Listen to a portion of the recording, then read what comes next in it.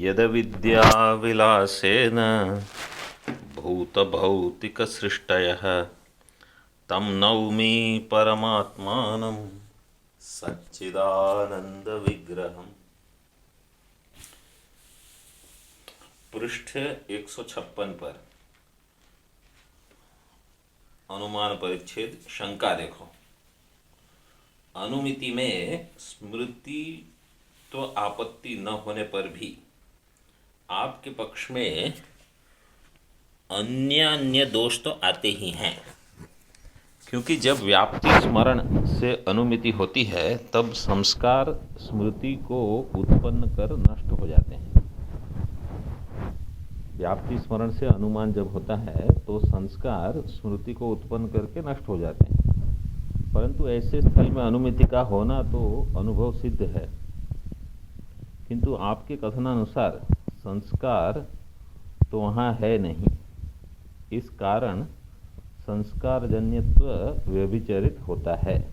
पूर्व पक्ष की ये शंका है। अभी उसी को आगे बताते हैं और समाधान भी देते हैं।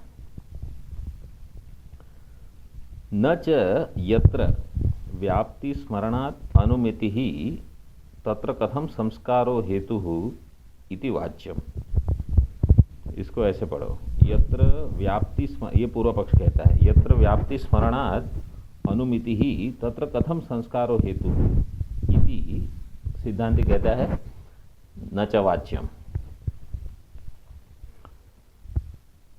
जहाँ व्याप्ति स्मरण से अनुमिति होगी, यत्र व्याप्ति स्मरणात् अनुमिति ही तत्र कथम संस्कार हेतु, वो कहते हैं अगर व्याप्ति के स्मरण से आप अनुमान मानते हो तो संस्कार को क्यों हेतु कहते हो। तो हम कहते हैं कि नहीं, ऐसा मतलब उसको आपत्ति मत उठाओ वहाँ। क्यों? व्याप्ति स्मृति स्थलेपि तत्संस्कारस्य एव अनुमिति हेतुत्वात्, कि जहाँ व्याप्ति की स्मृति होती है वहाँ भी उसके संस्कार ही अनुमान का हेतु होते हैं। नहीं स्मृति है संस्कार नाशकत्व नियमः स्मृति धारा दर्शनात्। स्मृति होने पर संस्कार का नाश होना ऐसा कोई नियम नहीं है। न्याय सिद्धांत में ऐसा मानते हैं कि जब स्मृति है तो वो एक संस्कार नष्ट होता है और नया संस्कार जो फिर बनता है वो नया संस्कार उस समय उत्पन्न होता है। हमारा कहना है कि नहीं, वहाँ स्मृति की एक धारा होती है, स्मृति धारा दर्शनात्। न च अनुद्बुद्ध संस्कारादपि अनुमिति आपत्ति ही, ये हमने कल आपको बता दिया था। अनुद्बुद्ध संस्कार से अनुमान नहीं होता। तद उद्बोधस्य अपि सहकारित्वात्, और जो उद्बोधन होता है उसके सहकार होने पर ही अनुमिति होती है संस्कार से। क्योंकि जब भी संस्कार होंगे और वो ठीक ठीक समय पर उसका उद्बोधन होगा तब जाके अनुमिति होगी। वो यहाँ कहा है, ये सरल है। जहाँ व्याप्ति स्मरण से अनुमिति होती है वहाँ संस्कार को ही उसकी कारणता कैसे, यह शंका आपको नहीं करनी चाहिए। जहाँ व्याप्ति स्मरण से अनुमान होता है तो वहाँ संस्कार को आप कारणता कैसे कहते हो, बोले ये शंका आपको नहीं करनी चाहिए। क्योंकि जहाँ व्याप्ति स्मृति से अनुमिति होती है वहाँ भी व्याप्ति के संस्कार को ही अनुमिति हेतुत्व होता है। स्मृति को नियम से संस्कार नाशकत्व भी नहीं होता। जिसकी स्मृति हो वो संस्कार का नाशक नहीं होता। उल्टा होता है कि जिसकी स्मृति है उसका संस्कार अगर चला जाता है तो फिर से वो ताज़ा हो जाता है। अर्थात स्मृति के प्रति कारणीभूत अनुभवजन्य संस्कार का स्मृति उत्पन्न होने पर नाश मतलब संस्कार का नाश होने का कोई नियम नहीं है। क्योंकि धारावाहिक स्मृति का सतत होते रहना स्मृति का सभी का अनुभव है। यह भी शंका ठीक नहीं होगी कि स्मृति में संस्कार नाशकत्व यदि न माने तो उद्बुद्ध न हुए संस्कार से भी अनुमिति होने का प्रसंग आएगा। जो संस्कार उद्बुद्ध नहीं होगा उससे अनुमिति नहीं होगी। जिसका उद्बोधन होता है उसी से अनुमिति हो सकती है। क्योंकि स्मृति के प्रति संस्कार उद्बोध में भी सहकारी कारणतया होने से स्मृति होने से पूर्व संस्कार उद्बोध होना ही चाहिए। स्मृति के प्रति संस्कार उद्बोधन जो है वो सहकारी कारण है। इससे स्मृति होने से संस्कार उद्बोध होना ही चाहिए। संस्कार उद्बोध का अर्थ है कि संस्कारों की जागृति, कार्योन्मुखत्व होना चाहिए। तो जो संस्कार हुए हैं वो अगर जागृत हो गए तो पूरी हमारी, वैसे तो पूरा जीवन यही ऐसे ही चलते, जैसे बच्चा पैदा होता है, चाहे मनुष्य का हो, चाहे गाय का हो, चाहे बंदर का हो, तो जैसे ही वो बच्चा पैदा होता है उसके कुछ संस्कार जागृत हो जाते हैं कि दूध कैसे पीना, तो उसी से फिर वो काम शुरू हो करता है, प्रवृत्ति शुरू होती है उसकी। फिर उसी प्रकार बाकी सारे संस्कार जो जो जागृत होते हैं उसका उद्बोधन होने से ही उस कार्य के प्रति उन्मुखत्व होता है। और कोई व्याप्ति के संस्कार जागृत हो जाते हैं तो उस ज्ञान से फिर मनुष्य आगे प्रवृत्ति करता है। प्रवृत्ति या निवृत्ति, अब विवरण करते हैं। व्याप्ति का स्मरण होने पर जहाँ अनुमिति होती है वह संस्कारजन्यत्व कहाँ, वहाँ संस्कारजन्यत्व कहाँ है? व्याप्ति का स्मरण होने पर जहाँ अनुमिति होती है वहाँ संस्कारजन्यत्व कहाँ है? इससे यह प्रतीत होता है कि संस्कारजन्यत्व व्यभिचरित है, ये पूर्व पक्ष कह रहा है। क्योंकि व्याप्ति का स्मरण होने पर संस्कार का नाश हो जाता है। ये पूर्व पक्ष कहता है व्याप्ति का स्मरण होने पर संस्कार का नाश हो जाना चाहिए, परंतु ऐसी शंका नहीं करनी चाहिए। क्योंकि व्याप्ति स्मृति से जहाँ अनुमिति होती है वहाँ भी हम व्याप्ति के संस्कार को ही अनुमिति में हेतु मानते हैं। क्योंकि स्मृति के होने पर उसके कारणभूत संस्कार नष्ट होते हैं, ऐसा सिद्धांत हमारा नहीं है। स्मृति के होने पर उसके कारणभूत संस्कार नष्ट होना ये हमारा सिद्धांत नहीं है।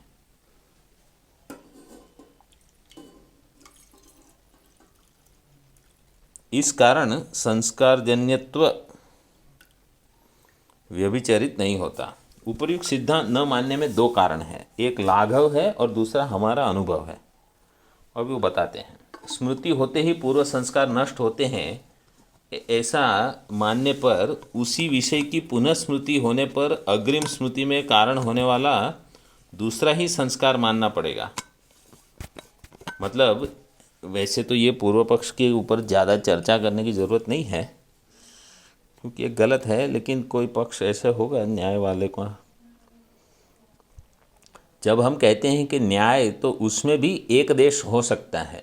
एक देश का अर्थ क्या है कि कोई नैयायिक ऐसा मानते हैं, सब नैयायिक भी माने ऐसा आवश्यक नहीं। जैसे कोई वेदांती आभासवाद मानते हैं, कोई वेदांती प्रतिबिंबवाद मानते हैं, कोई वेदांती दृष्टि सृष्टिवाद मानते हैं, कोई तो अजातवाद मानेंगे। तो ये एक देश मत हो गया। मतलब ये सभी को सब में डालने की ज़रूरत नहीं है।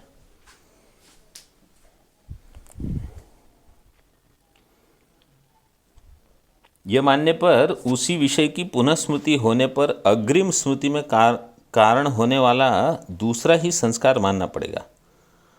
अग्रिम स्मृति मतलब अगली स्मृति, जो अगली स्मृति होगी, क्योंकि पूर्व स्मृति होने पर तो पूर्व संस्कार नष्ट हो गए, तो अब उस विषय की पुनः स्मृति होने पर नई स्मृति में कारण होने वाला एक नया संस्कार हो। फिर अग्रिम स्मृति होने पर पूर्व स्मृति जन्य संस्कार भी नष्ट हो गया, इसलिए तीसरी स्मृति के समय दूसरी स्मृति से उत्पन्न हुआ संस्कार मानना पड़ेगा। मतलब क्या होगा, हर बार जब हम उसका स्मरण करते हैं तो पूर्व संस्कार नष्ट होकर एक नया संस्कार बना। ये एक मान्यता है, एक प्रकार की समझ है कि ऐसा भी हो सकता है। तो यहाँ कहते हैं कि नहीं, हम ऐसा नहीं मानते। पूर्व संस्कार नष्ट नहीं होते, बल्कि पूर्व संस्कार दृढ़ होते हैं। देखो यहाँ कहते हैं, ऐसे अनंत संस्कारों की कल्पना करने की अपेक्षा एक व्याप्ति संस्कार को ही अनुमिति के प्रति कारण मानने में लाघव है एक, और अनुभव भी ऐसा ही है। व्याप्ति के संस्कार से व्याप्ति का स्मरण होता है, यह अनुभव कहीं भी बाधित नहीं है। स्मृति परंपरा का अनुभव होने से स्मृति को संस्कार नाशकत्व नहीं है। स्मृति परंपरा मतलब एक के बाद एक फिर वही याद आते रहता है, या अलग अलग जगह पर उसकी व्याप्ति हुई होगी वो भी याद आता है। जैसे महानस में आपने वन्य धूम देखा, कहीं और वन्य धूम देख लिया, कहीं और देख लिया, फिर पर्वत में अभी धूम दिख रहा है, तो सारे संस्कार उद्बोध हो सकते हैं, या एक के बाद एक, या एक ही संस्कार उद्बोधन हो। परंतु तार्किक लोग स्मृति को उत्पन्न कर स्मृतिजनक संस्कार नष्ट हो जाता है, क्योंकि संस्कार स्मृति के लिए ही रहता है और स्मृति को उत्पन्न कर वह कृतकार्य हो जाता है। इस कारण से स्मृति की उत्पत्ति होने पर संस्कार का नाश होना ये अवश्यंभावी है, ऐसा मानते हैं तार्किक, कि स्मृति के उत्पत्ति होने पर संस्कार का नाश होना चाहिए। तार्किकों के इस स्मृति के होते हुए पूर्व संस्कार का नाश होता है। इस अभ्युपगम के अनुसार यदि विचार किया जाए तो स्मृति परंपरा में द्वितीय तृतीय स्मृति की उत्पत्ति का कोई कारण ही नहीं रहता। मतलब एक बार अगर संस्कार नष्ट हो गए तो फिर पूर्व संस्कार जो स्मृति, उस स्मृति वहाँ उसकी उत्पत्ति नहीं होगी। पहली स्मृति में कारण बने हुए एक संस्कार का नाश होने पर भी दूसरे संस्कार से स्मृति होगी, यह भी नहीं कह सकते, क्योंकि इस पक्ष में अनंत संस्कारों की कल्पना करनी पड़ती है, जो कि गौरव दोष से दूषित है, और ऐसा मानने में अनुभव या अन्य कोई प्रमाण भी नहीं है। तो गौरव दोष मतलब कि अगर कम चीज़ मानने से आपका सिद्धांत, मतलब जो भी आप कहना चाहते हो वो सिद्ध हो सकता है, तो ज़्यादा मानने की क्या ज़रूरत है। अगर आप कहो कि एक ही संस्कार से पहली दूसरी तीसरी स्मृति हो जाती है, तो बार बार एक एक नए नए संस्कार मानने की क्या आवश्यकता है। ज़्यादा चीज़ मानना अपना सिद्धांत घटाने के लिए वो गौरव दोष है, अगर कम में ही आप उसको सिद्ध कर सकते हो। अभी शंका उठाते हैं। संस्कार व्यक्तियों का अनंत्य न होने पर भी, संस्कार व्यक्ति का अर्थ क्या है? जाति नहीं, व्यक्ति, जाति से भिन्न जो है वो व्यक्ति का अर्थ यहाँ ऐसे लेना। संस्कार व्यक्तियों का अनंत्य न होने पर भी, अनंत प्रकार की संस्कार राशि न होने पर भी उद्बोधक के सहित स्थित एक संस्कार से जो एक स्मृति उत्पन्न होती है, वही स्वयं नष्ट होते होते दूसरे संस्कार को उत्पन्न करके नष्ट होती है। फिर वह उत्पन्न हुआ संस्कार उससे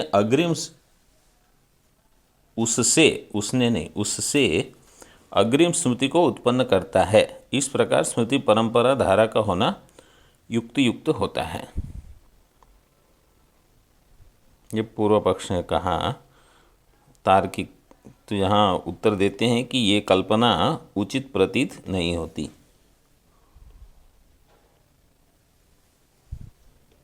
तार्किकों की यह कल्पना उचित प्रतीत नहीं होती। स्मृति के होते ही उसके कारणभूत संस्कार का नाश होता है, ऐसी कल्पना करने की अपेक्षा, स्मृति के होते ही उसके कारणभूत संस्कार का नाश होता है, ऐसी कल्पना करने की अपेक्षा जिस अनुभव से जो संस्कार उत्पन्न हुआ वही संस्कार उद्बोधक निमित्त से युक्त होने पर उससे स्मृति उत्पन्न होती है, परंतु उस संस्कार से उत्पन्न हुई स्मृति अपने उत्पादक संस्कार का नाश नहीं करती, बल्कि उस स्वजनक संस्कार को अधिक दृढ़ करती है। ये तो हमारा अनुभव है कि जब आपको कोई चीज़ याद आ जाती है तो पहले के संस्कार दृढ़ हो जाते हैं। जैसे आपने एक बार अध्ययन किया, लघु के समझो कोई सूत्र आपने पढ़ लिया, फिर उस संस्कार की स्मृति जब हुई, मतलब ठीक स्मृति हुई, गलत नहीं, ठीक स्मृति हो गई, तो वो संस्कार दृढ़ हो गए। जैसे न निरोधो न उत्पत्ति, तो भी आपको कुछ स्मृति है कि ऐसा कोई मंत्र है, ऐसी कोई कारिका है, आपने देख लिया कि इति ऐसा परमार्थता है, तो दृढ़ हो गया, तो फिर दूसरी बार वो दृढ़ संस्कार रहेंगे। तो उसी प्रकार यहाँ पर भी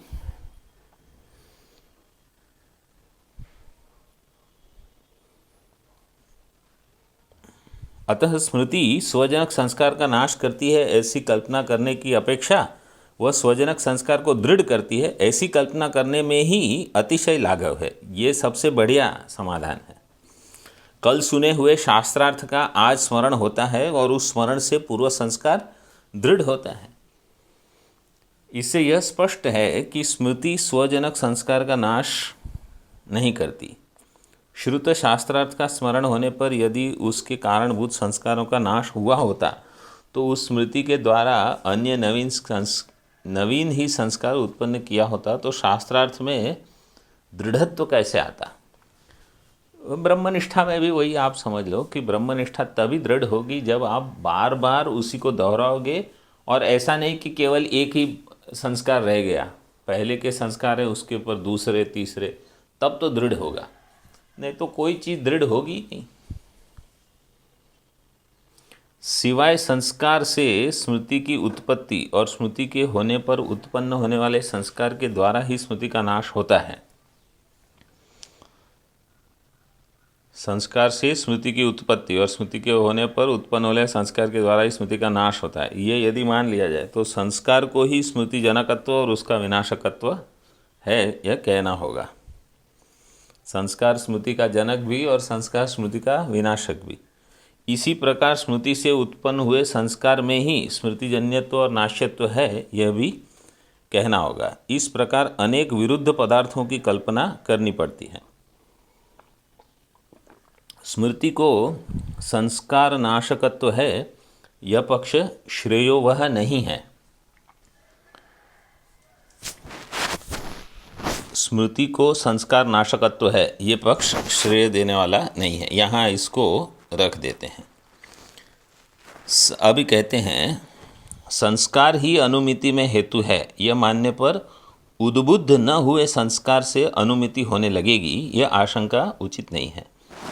संस्कार अनुमिति में हेतु है तो बहुत सारे संस्कार हैं, तो जो उद्बुद्ध नहीं हुए वो भी अनुमान करने शुरू कर देंगे, तो कहा कि नहीं ये ठीक नहीं है। पक्ष धर्मता ज्ञानजन्य संस्कार का उद्बोध होना भी अनुमिति में सहकारी कारण है, अर्थात उद्बुद्ध संस्कार से ही अनुमिति होती है। पक्ष धर्मता ज्ञानजन्य संस्कार, पक्ष धर्मता ज्ञानजन्य मतलब पक्ष है हमारा पर्वत, और वहाँ साध्य जो हमारा है वो है वन्नी, तो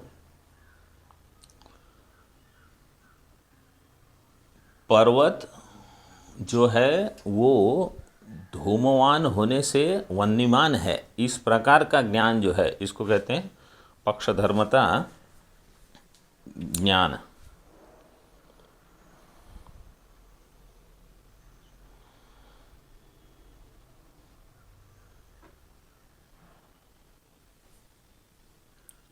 हाँ, धूमवान तो मतलब वो केवल धूम का ज्ञान नहीं, देखो धूम का भी ज्ञान है आपको, और धूम वन्य व्याप्य है वो ज्ञान भी है, मतलब व्याप्ति ज्ञान भी है। फिर ये ज्ञान होता है कि पर्वत धूमवान है, तो इस जैसे ही ये पर्वत धूमवान है ये ज्ञान हुआ, तुरंत वो व्याप्ति के संस्कार के बल से आपको ज्ञान हो जाएगा कि पर्वत वन्यमान है। नीचे वो दिया है 2 नंबर, वो आएगा अभी आगे आ रहा है। संस्कार का उद्बोध होना भी अनुमिति में सहकारी कारण है, अर्थात उद्बुद्ध संस्कार से ही अनुमिति होती है। एवं च अयम धूमवान इति पक्ष धर्मता ज्ञानेन धूमो वन्यव्याप्य इति अनुभवाहित संस्कार उद्बोधे च सति वन्यमान इति अनुमितिर्भवति। यहाँ तक रखो।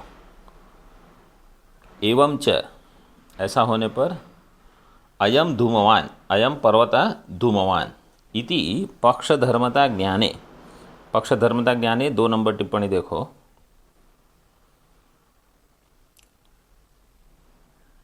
पक्षस्य धर्म एवं पक्षधर्मता, स्वार्थे तल प्रत्यय, तो तल प्रत्यय के कारण धर्म में धर्मता ऐसे शब्द बन जाएगा, मतलब धर्मत्वम, धर्मता और धर्मत्वम एक ही है। पक्षस्य धर्मता स्वार्थे तल, साच धूमादि रूप लिंगवत्ता, वो धर्मता कैसी है, धूमादि रूप लिंग वाली। तस्या ज्ञाने, उसके ज्ञान होने पर, अर्थात लिंग प्रकारक पक्ष विशेषक ज्ञाने, तो क्या हो जाएगा, मतलब अयम धूमवान, ऐसा अयम पर्वतो धूमवान इति पक्षधर्मता ज्ञाने, ज्ञाने न धूमो वन्यव्याप्य, धूम जो है वो वन्यव्याप्य, इस अनुभव का अनुभव आहित, अनुभवाहित संस्कार उद्बोधे च सति, अनुभव आहित मतलब अनुभवजन्य, ये अनुभवजन्य संस्कार के उद्बोधन होने पर, ठीक है, तो 2 चीज़ हो गई, पर्वत धूम वाला है और धूम है वो वन्यव्याप्य है। इस प्रकार के संस्कार का उद्बोधन होने पर वन्यमान इति अनुमितिर्भवति, पर्वतो वन्यमान हो गया। तो यहाँ वैसे वो वाक्य पूरा हो गया। अब कहते हैं न तो मध्य व्याप्ति स्मरणम तज्जन्य वन्यव्याप्य धूमवान इत्यादि विशेषण विशिष्टम ज्ञानम वा, नहीं विशेषण विशिष्टम नहीं होगा, वो विशेषण विशिष्ट ज्ञानम, न तो मध्य व्याप्ति स्मरणम तज्जन्य वन्यव्याप्य धूमवान इत्यादि विशेषण विशिष्ट ज्ञानम वा हेतुत्वेन कल्पनीयम गौरवात् मान अभावाच्च। तो इसमें बीच में फिर एक व्याप्ति स्मरण तज्जन्य वन्यव्याप्य धूमवान, वन्यव्याप्य धूमवान इस प्रकार का, तज्जन्य का अर्थ है व्याप्ति स्मरण, व्याप्ति स्मरण जन्य, क्योंकि न तो मध्य दिया है ना, न तो मध्य व्याप्ति स्मरणम तज्जन्यम, तज्जन्य मतलब व्याप्ति स्मरण जन्य, व्याप्ति स्मरण जन्य वन्यव्याप्य धूमवान इत्यादि परामर्श विशेषण विशिष्ट ज्ञानम वा अनुमिति हेतुत्वेन न कल्पनीयम, वो अनुमिति का हेतु है, उसकी कल्पना करने की जरूरत नहीं है। क्यों? क्योंकि यहाँ गौरव भी है और मान का भी अभाव है, मतलब प्रमाण का अभाव है।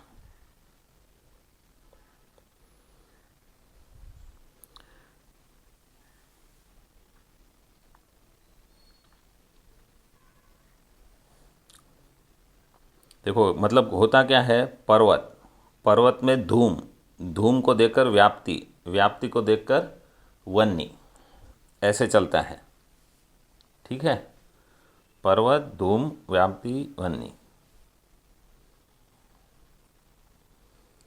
हाँ हाँ,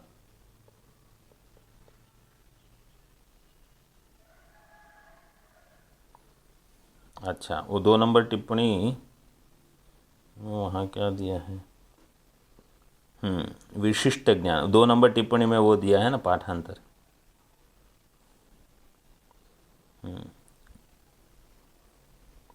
मतलब परामर्श विशेषण विशिष्ट या परामर्श विशिष्ट, ऐसे, ठीक है। चलो अभी इसका अर्थ देखते हैं। इस प्रकार यह धूमवान है ऐसा पक्ष धर्मता ज्ञान होने पर धूम वन्य व्याप्य है, इस अनुभव से उत्पन्न हुए संस्कार का उद्बोध होने पर वन्यमान इत्य आकारक अनुमिति होती है।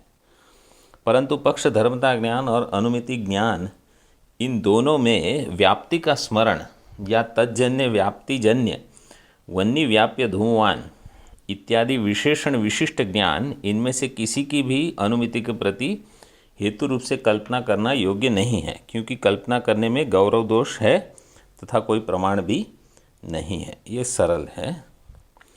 अच्छा, ये क्या होता है? अच्छा, आपने अभी इतना आपने अध्ययन किया है, वेदांत का अध्ययन किया है, आपको ये सोचना चाहिए कि ये ग्रंथ नया क्या बताना चाहता है। हर एक ग्रंथ जब पढ़ते हैं तो ये ग्रंथ कुछ ऐसा अगर बता रहा है जो पहले हमें ज्ञात नहीं है, तो एक तो ये दूसरे प्रमाण के बारे में बता रहा है, जैसे शास्त्र प्रमाण छोड़ के अनुमान प्रमाण कैसे चलता है, ये सब। और फिर वो अनुमिति का उपयोग कहाँ होता है, कैसे होता है, उसका महत्व क्या है, ये भी आपको सोचना चाहिए कभी। जैसे अगर केवल, जैसे चारवाक कहते हैं कि केवल प्रत्यक्ष प्रमाणवादी है, वो केवल प्रत्यक्ष प्रमाण ही पर्याप्त है। तो अगर कोई कहता है कि नहीं, हम अनुमान प्रमाण का प्रयोग करेंगे, तो उससे लाभ क्या है, तो ऐसे सोचना चाहिए। क्योंकि ये सब ये पढ़ना कि अनुमान प्रमाण ऐसे होता है, ऐसे नहीं होता है, उसमें ये संस्कार का उद्बोधन हुआ, संस्कार नष्ट हुए कि नहीं, ये सब एक पढ़ने का तरीका है। दूसरा तरीका, ऐसे सोचो कि ये समझो हमने पढ़ लिया, तो इससे हमारे जीवन में अनुमान प्रमाण का कितना प्रयोग होता है, और अनुमान प्रमाण के प्रयोग से हम क्या अधिक ज्ञानी होते हैं कि नहीं होते प्रमाता के स्तर पर। तो मतलब हमारी समझ तो यही बनी है कि जितना आप अधिक प्रमाणों का उपयोग करोगे, और उतनी दृढ़ प्रमा आपको हो सकती है कि एक ही विषय के बारे में, वैसे तो एक विषय में आपको केवल एक ही प्रमाण लगता है, वहाँ एक से अधिक प्रमाण की तो आवश्यकता है नहीं, लेकिन ये अनुमान प्रमाण जो है, तर्क प्रमाण, ये सब में एक मदद रूप से मिलता है। कि समझो आपको कुछ ज्ञान हो रहा है, उसको दृढ़ करने के लिए तर्क से उसको संपुष्ट कर सकते हो आप। अनुमान प्रमाण का ये लाभ है। जैसे अभी आपको समझो पता है कि आज अक्टूबर समाप्त हो गया, ठीक है, और धीरे धीरे ठंड बढ़ रही है, तो अभी अनुमान है कि सभी जगह ठंड होती है अक्टूबर में, तो यहाँ भी होगी। तो रात को समझो खिड़की खुली रखनी है कि बंद करनी है, तो आपको मतलब ज्ञान है, इसलिए आप उस ज्ञान का प्रयोग कर सकते हो और अपने जीवन को थोड़ा और सुखी कर सकते हो। तो ये दुख से बचने के लिए ये सब ज्ञान के प्रयोग हो सकते हैं, उपयोग हो सकते हैं।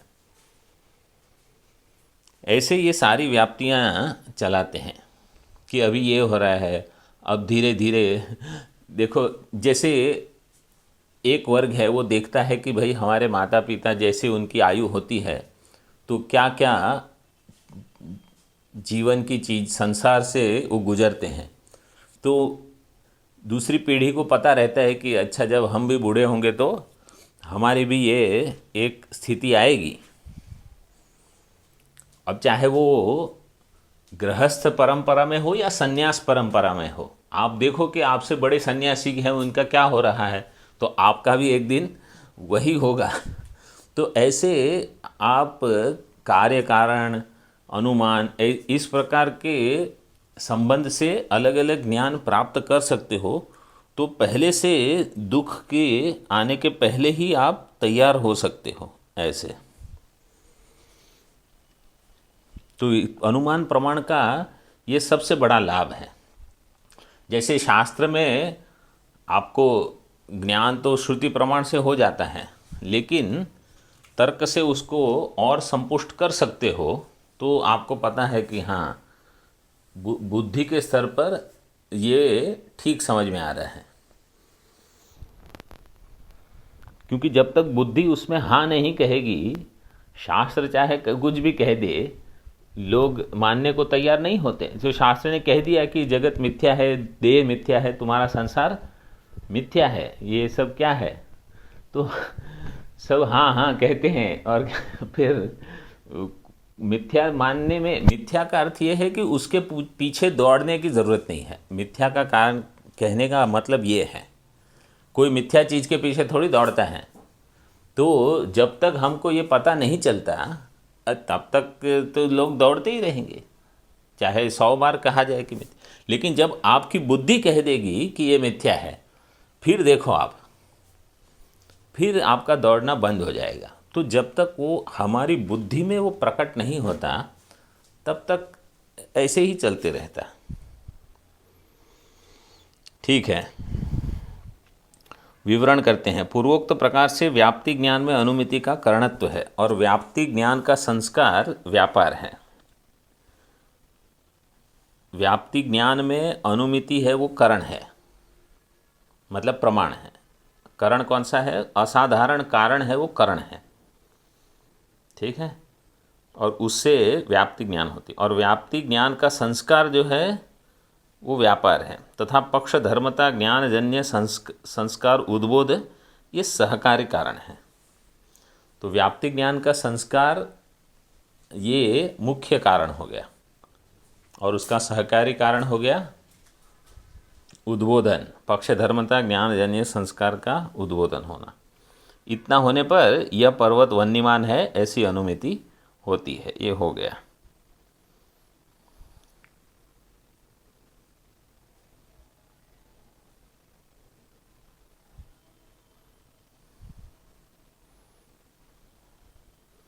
पर्वतो धूमवान, ये हो गया पक्ष धर्मता ज्ञान।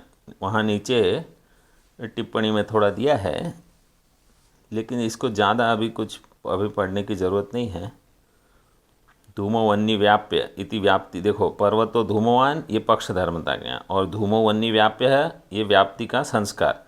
व्याप्ति संस्कार उद्बोधे च सति पर्वतो वन्यमान इति अनुमिति जायते। फिर उसके बीच में इति मध्य पक्ष धर्मता ज्ञान अनुमित्यो और मध्य व्याप्ति स्मरणम धूमो वन्य व्याप्य इत्यादि आकारकम स्मरणम तज्जन्य व्याप्ति स्मरण जन्यम इत्यादि विशिष्ट ज्ञानम, ये सब न कल्पनीयम इति निष्कर्षः। नैयायिक कैसे मानते हैं वो भी नीचे दिया है। नैयायिकास्तु व्याप्ति ज्ञानम, फिर व्याप्ति स्मरणम मतलब संस्कार उद्बोधन, फिर पक्ष धर्मता ज्ञानम, फिर लिंग परामर्शश्च अनुमिति सामग्री इति मन्यन्ते। ठीक है, आगे देखो 160 पर। इस कारण पूर्वोक्त अनुमिति की सामग्री और अनुमिति इन दोनों में गौरव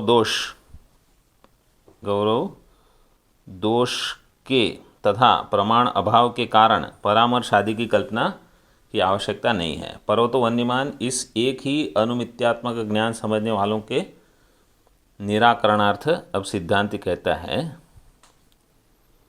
तच्च व्याप्ति ज्ञानम वन्य विषयक ज्ञानांश एव करणम न तो पर्वत विषयक ज्ञानांश। तो यहाँ जो ज्ञान होगा व्याप्ति ज्ञान वो वन्य विषय ज्ञान में व्याप्ति है, पर्वत विषय नहीं है। वन्य विषय ज्ञानांश ये करण है, पर्वत विषय ज्ञानांश करण नहीं है। पर्वतो वन्यमान इति ज्ञानस्य वन्यंश एव अनुमितित्वं न पर्वतादि अंशे तदंशे प्रत्यक्षत्वस्य उपपादितत्वात्। ये स्पष्ट है, पहले इसकी चर्चा हो चुकी है, याद है कि नहीं? कि पर्वत, जब पर्वत और वन्य, आपको पर्वत दिख रहा है, पर्वत का ज्ञान हो रहा है। पर्वत का ज्ञान किस प्रमाण से हो रहा है? प्रत्यक्ष से। और वन्य का ज्ञान है उसमें अनुमान होगा। तो अनुमान प्रमाण केवल वन्य अंश में हो रहा है, पर्वत अंश में तो प्रत्यक्ष प्रमाण हो रहा है। जैसे इदम रजतम, शुक्तिका के बदले रजत ज्ञान हो रहा है, तो इदम अंश जो है वो प्रत्यक्ष ज्ञान हो रहा है और शुक्तिका जो है वो प्रातिभाषिक है। तो इदम व्यावहारिक और शुक्तिका प्रातिभाषिक। तो इदम अंश जो है वो प्रमाता या चिदाभास भाष्य है, प्रमाता को ज्ञान होता है, और रजतम का ज्ञान साक्षी भाष्य होता है। ऐसे यहाँ भी ऐसे अलग अलग प्रत्यक्ष और अनुमान दो होते हैं। और वह व्याप्ति ज्ञान वन्य विषय ज्ञान अंश में ही करण है, पर्वत विषयक ज्ञान अंश में नहीं। इसलिए पर्वत वन्यमान इस ज्ञान को वन्य अंश में ही अनुमितित्व है, पर्वत आदि अंश में नहीं। पर्वत आदि अंश में उस ज्ञान को प्रत्यक्षत्व है, यह हमने पहले प्रत्यक्ष परिच्छेद में उत्पादन किया है। विवरण करते हैं। प्रत्यक्ष परिच्छेद में जिस अनुमिति ज्ञान में पक्ष इंद्रिय सन्निकृष्ट रहता है, उस अनुमिति ज्ञान में अनुमित वन्य आदि अंश में ज्ञान को अनुमितित्व रहता है, वन्य अंश को अनुमितित्व, और पक्ष जो है वो प्रत्यक्ष, और इंद्रिय सन्निकृष्ट पर्वत आदि अंश में प्रत्यक्षत्व रहता है। ये उपादान प्रत्यक्ष परिच्छेद में किया है। मैं पर्वत को देखता हूँ और वन्य का अनुमान करता हूँ, यही अनुभव में आता है। इसलिए वहाँ अनुमिति और प्रत्यक्ष दो प्रकार का ज्ञान मानना पड़ता है। जातित्व, उपाधित्व आदि तार्किकों की परिभाषा में कोई प्रमाण नहीं है, ये पीछे कह चुके हैं। इस कारण एक ही ज्ञान में अंश भेद से परोक्षत्व और अपरोक्षत्व के होने में कोई विरोध नहीं है। पर्वत परोक्ष अपरोक्ष है और वन्य परोक्ष है। उपर्युक्त उपादान से अनुमिति में कारण व्याप्ति ज्ञान है, यह सिद्ध होने पर भी व्याप्ति का स्वरूप क्या है, यह प्रश्न पैदा होता है। इसलिए ग्रंथकार अग्रिम ग्रंथ से व्याप्ति का स्वरूप बताते हैं। देखो अभी व्याप्ति क्या है। व्याप्तिश्च अशेष साधन आश्रय आश्रित साध्य सामानाधिकरण्य रूपा। अगर लोगों को डराना है तो आप इस प्रकार की, ये तो छोटी है, बड़ी तो नीचे और एक आ रही है, वो देखना। व्याप्तिश्च अशेष साधन आश्रय आश्रित साध्य वो बिल्कुल जान जाएंगे कि आप ऋषिकेश या बनारस से पढ़ के आए हो। अशेष साधन आश्रय आश्रित साध्य, इसका सरल क्या उत्तर नीचे बता देंगे। साच व्यभिचार अदर्शने सति सहचार दर्शने न गृह्यते। व्याप्ति में सहचार दर्शन हो और व्यभिचार दर्शन न हो, तब होगी व्याप्ति। तो ये आपने पहले ही सुना है ये शब्द, सहचार दर्शन और व्यभिचार, तो आपको पता है। तच्च सहचार दर्शनम भूयो दर्शनम सकृत दर्शनम वा इति विशेषो न आदरणीय है। अब ये जो सहचार दर्शन है, चाहे वो बार बार हो या एक बार हो, इसमें कोई विशेष महत्व नहीं देते। नैयायिक कहते हैं कि वो बार बार होना चाहिए। वेदांत इनका कहना है कि एक बार भी अगर ठीक से हुआ है तो पर्याप्त है। तो ये तो मतलब अपना अपना है सबका कि, लेकिन वो काकतालीय नहीं होना चाहिए। काकतालीय का अर्थ समझ में आया ना? नहीं। अच्छा ये वाक्य पहले पूरा कर लो। सहचार दर्शनम भूयो दर्शनम सकृत दर्शनम वा इति विशेषो न आदरणीय सहचार दर्शन से एवं प्रयोजकत्वात्, क्योंकि वहाँ केवल सहचार दर्शन ही प्रयोजक है, चाहे भूय हो रहा हो चाहे सकृत। सकृत का अर्थ है एक बार। काकतालीय न्याय का अर्थ ये है कि समझो कोई व्यक्ति है, ठीक है, अब वो रोज मंदिर में जाते हैं। अब मंदिर में जाते समय समझो एक ऊपर अंग वस्त्र रखते हैं ना, तो समझो अंग वस्त्र उन्होंने दाईं ओर रखा, ठीक है, और दाईं ओर रखा और मंदिर में जाते समय लाइन कम थी उस समय, तो तुरंत उनका नंबर लग गया। तो दूसरी बार वो क्या सोचेंगे कि ये दाहिनी ओर अगर रखता हूँ अंग वस्त्र तो लाइन कम होगी तो मेरा नंबर जल्दी लग जाएगा। अरे दाहिनी ओर रखने में और लाइन कम होने में कोई वहाँ उनका संबंध ही नहीं है। तो ये काकतालीय है, मतलब कौवे का पेड़ की डाल पर बैठना और डाल गिर जाना, तो कौवे के वजन से डाल थोड़ी गिरती है। पेड़ की शाखा अगर गिर रही है तो अपने आप गिरने वाली है। कौवा बैठना हो तो एक निमित्त हुआ है, उससे कोई संबंध नहीं है, उसको कहते हैं काकतालीय न्याय। तो जैसे लोग ऐसे मानते हैं, लेकिन कोई व्यक्ति है बोले आज मैंने ग्रीन साड़ी पहनी तो ये हो गया तो कल भी ग्रीस आने, अरे वो तो जो होना उसका कोई संबंध नहीं है लेना। तो मतलब एक बार में अगर आप व्याप्ति निकाल रहे हो तो ठीक ठीक व्याप्ति होनी चाहिए, वो उसका कार्य कारण संबंध हो, तब तो वो ज्ञान ठीक है। इसलिए वो न्याय वाले क्या कहते हैं कि बार बार अगर हो तभी तो आपकी, लेकिन बार बार भी गलती कर सकते हैं लोग।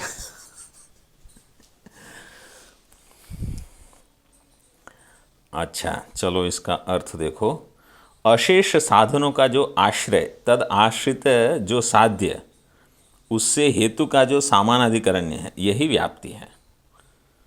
और उस व्याप्ति का ग्रहण व्यभिचार के अदर्शन के साथ सहचार के दर्शन से होता है। व्यभिचार का अदर्शन और सहचार का दर्शन।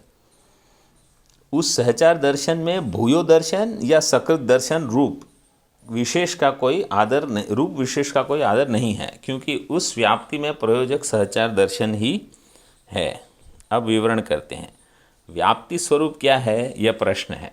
इसका उत्तर यह है कि अशेष साधन आश्रय आश्रित साध्य सामानाधिकरण्यम। इसका अर्थ इस प्रकार है। अशेष का अर्थ है समस्त, साधन का अर्थ है धूम। साधन का अर्थ धूम इसलिए दिया क्योंकि साध्य है वन्नी, तो साधन साध्य मतलब धूम जो है वो साधन बनता है वन्नी को सिद्ध करने के लिए, इसलिए साधन हो गया धूम। उसका आश्रय हो गया पर्वत, उसमें आश्रित है अग्नि आदि जो कि साध्य है।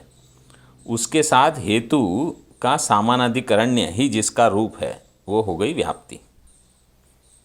ठीक है, अभी इसको फिर से वो परिभाषा को देखो। अशेष साधन, अशेष का अर्थ है समस्त, सारे साधन मतलब जो जो हेतु है, साधन का अर्थ है हेतु, सारे हेतु जिस आश्रय में आश्रित हैं।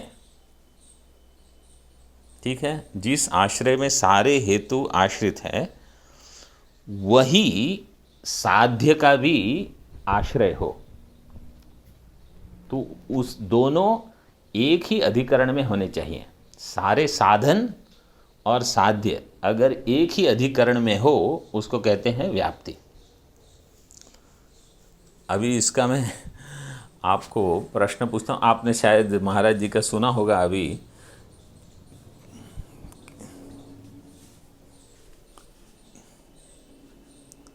हाँ, मतलब ऐसा ज़रूरी नहीं है। जब हम कहते हैं यत्र यत्र धूमा, तो यत्र यत्र तो धूम समझो ऊपर आकाश में उड़ गया, तो वहाँ आपको वन्नी नहीं मिलेगी। हाँ, तो मतलब इसीलिए सामानाधिकरण्य शब्द प्रयोग किया है, उनका सामानाधिकरण्य होना चाहिए। अब ये दूसरी परिभाषा, इसी का निकृष्ट लक्षण इस प्रकार है। साधनता अवच्छेदकावच्छिन्न साधनाश्रय आश्रित साध्यता अवच्छेदकावच्छिन्न साध्य सामानाधिकरण्य रूपा व्याप्ति है।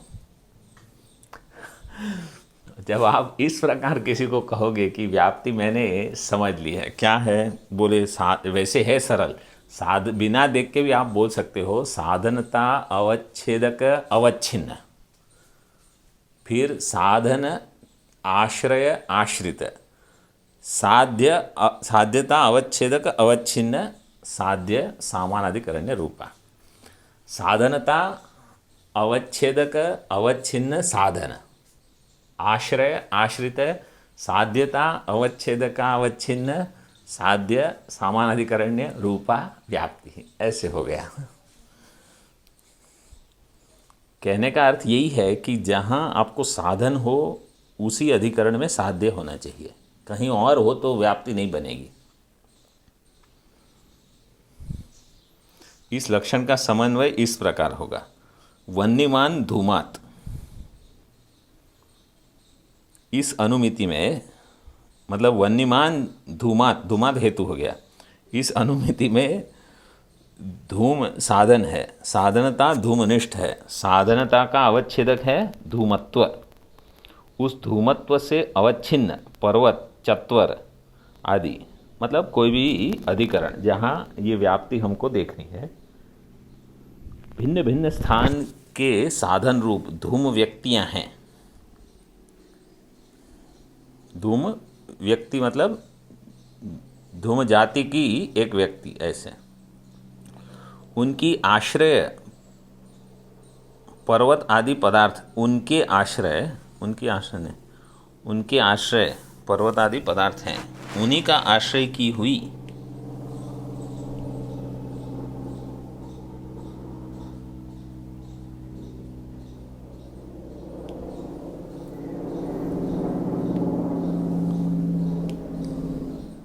उनके आश्रय करके इसको काट दो,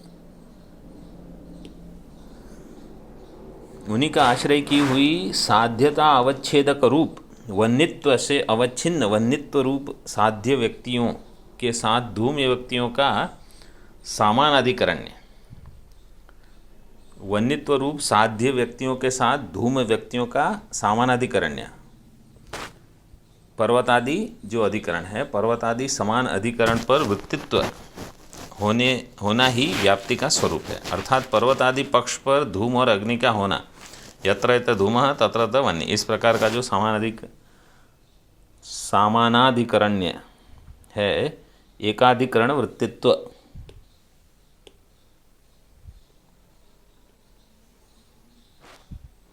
वही व्याप्ति का स्वरूप है। इस प्रकार व्याप्ति का लक्षण करने से किसी एक वन्यादि साधन व्यक्ति के आश्रय महानसादि में रहने वाले किसी एक धूमादि साध्य का सामानाधिकरण्य ग्रहण कर पर्वतो धूमवान वन्य है। यह यदि किसी पर्वतो धूमवान वन्य है, ये क्या है? इसमें हेतु क्या है?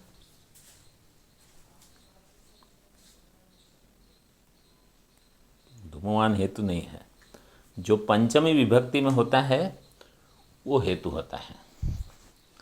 तो पर्वतो धूमवान वन्य है ये दिया है ना, तो वन्य है क्या विभक्ति है?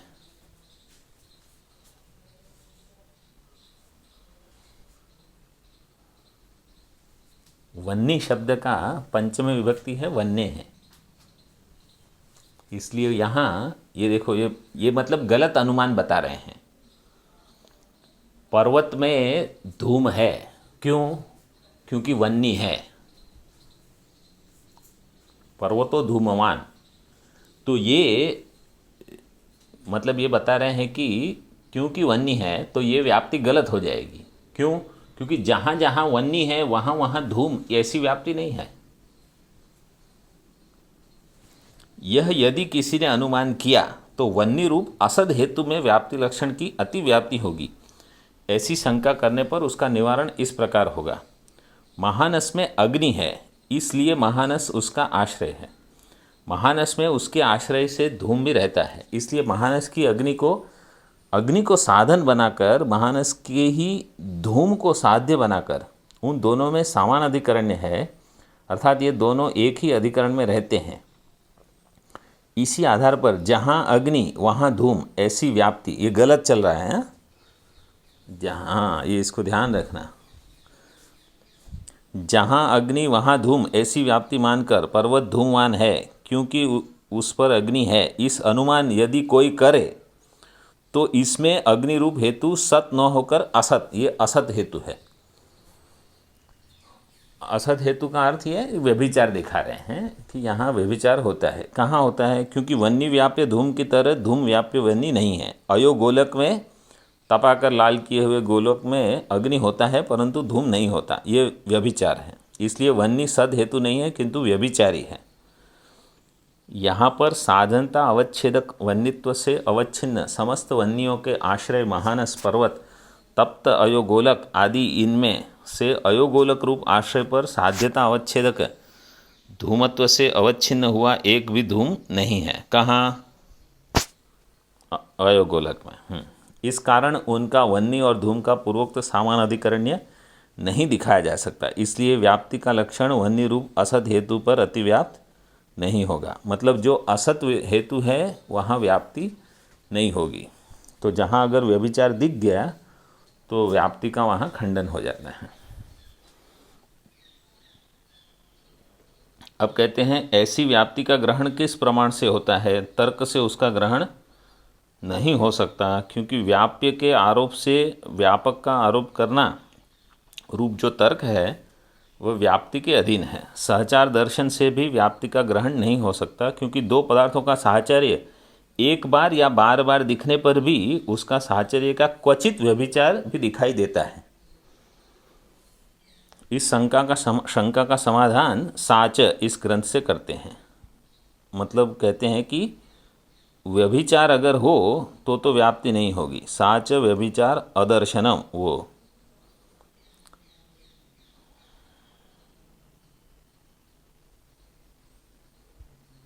कहाँ पहुँच गए हम?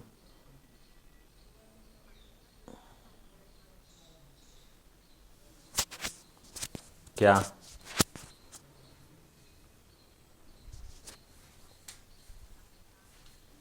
मानते हैं? हाँ हाँ, अर्थापत्ति में सहचार नहीं होने पर भी कार्य कारण संबंध हो सकता है। सहचार, देखो ये सहचार भी शब्द जो है ना, इसको भी थोड़ा ठीक से समझ सकते हो। सहचार का अर्थ है समान अधिकरण वैसे तो, इसलिए कोई कोई दर्शन ने अनुमान प्रमाण से अलग अर्थापत्ति प्रमाण नहीं माना। जैसे नैयायिक वालों ने अर्थापत्ति को एक अलग प्रमाण नहीं माना है, उन्होंने 4 ही प्रमाण माने हैं ना, क्योंकि वो कहते हैं अर्थापत्ति अनुमान में आ गई। अब वेदांतियों ने अर्थापत्ति अलग से मानी है, तो कोई कोई केवल 4 प्रमाण में ही अर्थापत्ति को गिन लेते हैं।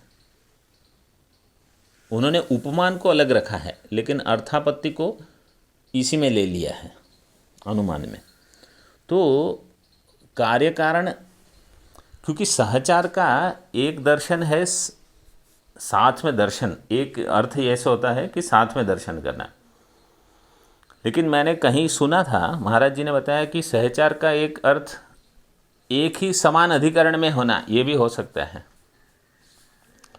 तो समान अधिकरण अगर आप अर्थ लेते हो तो फिर वही हो गया, आपको अनुमान प्रमाण से काम हो जाएगा। तो जैसे अगर आप कहते हो कि रात को बारिश हुई होगी, क्योंकि आज सुबह ज़मीन गीली है, तो ये हम अर्थापत्ति का एक प्रमाण, नहीं तो दूसरा दृष्टांत देते हैं कि ये देवदत्त दिवा न भुंक्ते तथापि पीवः दृश्यते तस्मात् रात्रौ भुंक्ते। तो वो मोटा है और दिन में नहीं खा रहा है, इसलिए रात्रि भोजन करता होगा। क्योंकि आप कार्य तो देख रहे हो कि मोटापन ये कार्य है, और भोजन से ही मोटापन होगा, तो भोजन तो कर नहीं रहा है वो दिन में, तो कहीं ना कहीं कारण तो होगा ही होगा, तो वो वैसे घटाते हैं। तो मतलब तो कहीं आपने सहचार ऐसा देखा है कि जो खाते रहते हैं वो मोटे होते हैं? तो वैसे सहचार जब पहले अनुमान किया है तभी ये घटाओगे। ठीक है, अच्छा पहले इसको पूरा कर लेते हैं।